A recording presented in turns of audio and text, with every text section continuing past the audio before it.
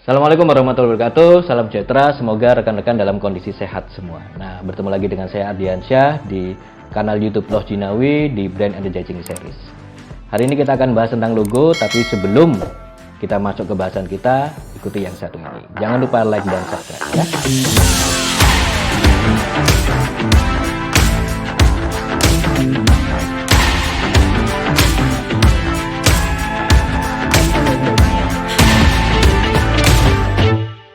Baik rekan-rekan, hari ini kita akan ngobrolin tentang mendesain logo gitu. Ya, memang kita harus sepakat bahwa branding tidak hanya bicara tentang logo. Itu hanya puncak gunung es kalau kita sebut tadi ya.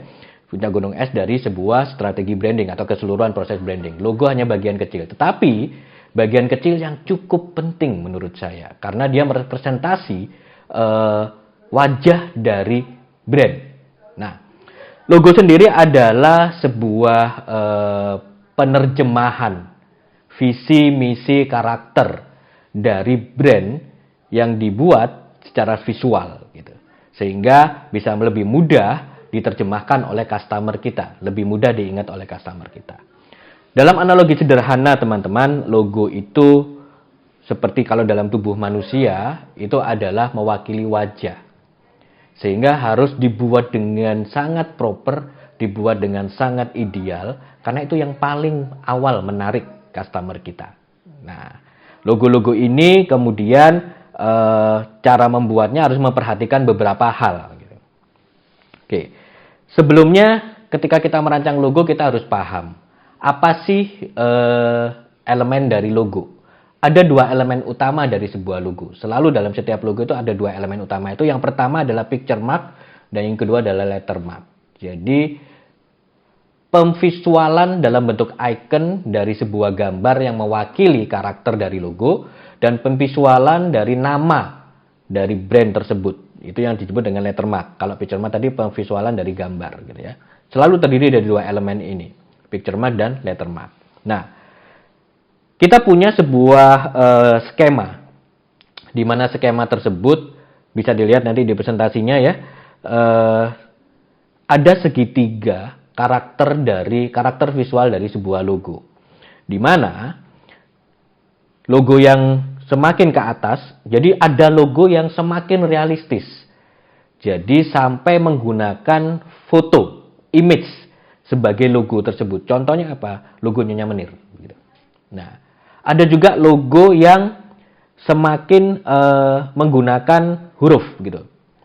Jadi logo yang semakin menggunakan huruf, contohnya logonya Kompas. Gitu. Dia terbaca memang, dia lettermark saja. Gitu. Kemudian ada logo yang sangat realistis, ada logo yang sangat abstrak. Logo yang sangat abstrak hanya menggunakan komposisi dari shape. Logo Olimpiade. Tautan dari 5 ring gitu ya, tautan dari 5 gelang, itu sangat basic, sangat abstrak, sangat basic menggunakan shape saja. Sementara logo seperti Fanta, Coca-Cola itu menggunakan gabungan antara gambar dengan huruf. Nah, bisa dilihat di presentasi bahwa kita punya sebuah bagan di mana kita bisa memilih ke arah mana logo yang ingin kita buat. Apakah ke arah semakin realistis, ataukah semakin ke arah gambar, atau ke arah huruf, ataukah ke arah shape, atau ke gabungan komposisi dari semuanya. Itu sangat memungkinkan untuk dipilih menjadi salah satu logo yang menerjemahkan brand kita. Oke, nah ada 5 prinsip dalam mendesain logo. 5 hal ini harus ada dalam sebuah logo yang dianggap baik. Gitu. Yang pertama adalah simple. Sebuah logo harus bisa sederhana munculnya, tidak kompleks. Sehingga memudahkan baik dalam sisi aplikasi maupun dalam sisi diingat oleh customer. Ada logika seperti ini. Semakin mudah logo tersebut diduplikasi oleh customer kita gitu ya. Misalkan logo Nike. Bahkan anak kecil pun dia bisa menggambar logo Nike tersebut ketika sekali lihat gitu. Karena tidak sulit bentuk shape-nya.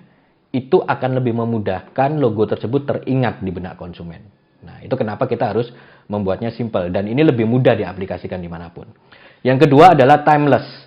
Timeless ini logo ini bisa mengikuti perkembangan zaman.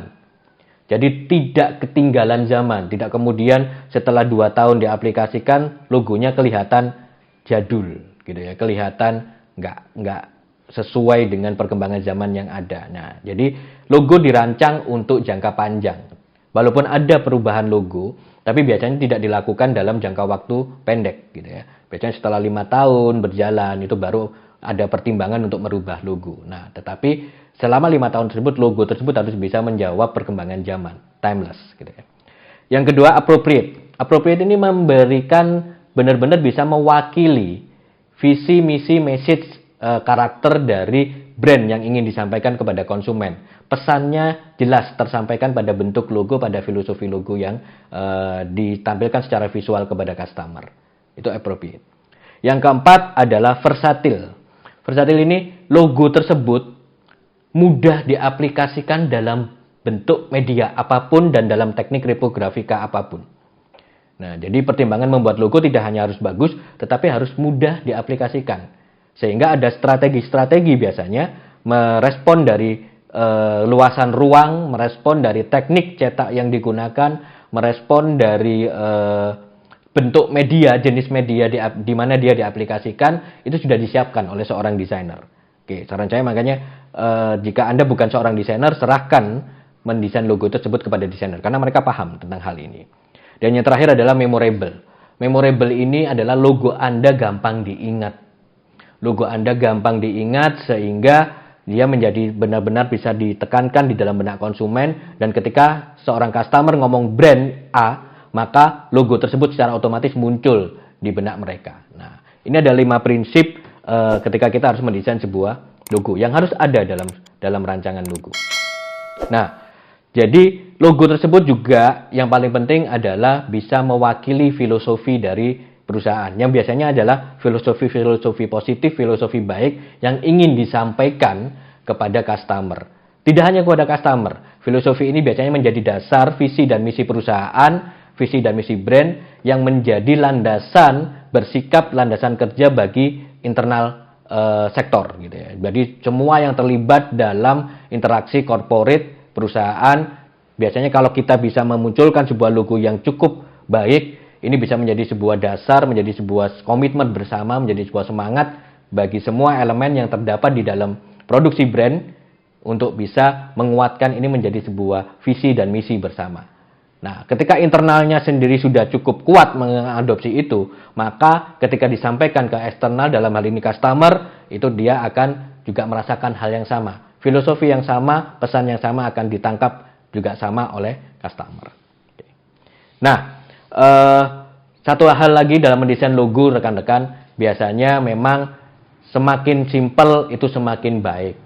Tetapi ada juga logo yang memang disengaja dibuat dengan cukup kompleks.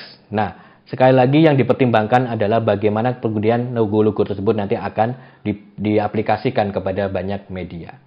Logo menjadi sebuah simbol, menjadi sebuah perwakilan dari brand, menjadi wajah dari brand, maka harus dibuat semaksimal mungkin.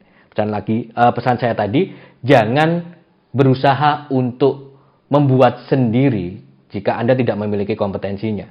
Banyak di sana layanan-layanan desain logo, layanan-layanan merancang logo, baik sebuah studio desain ataupun freelance.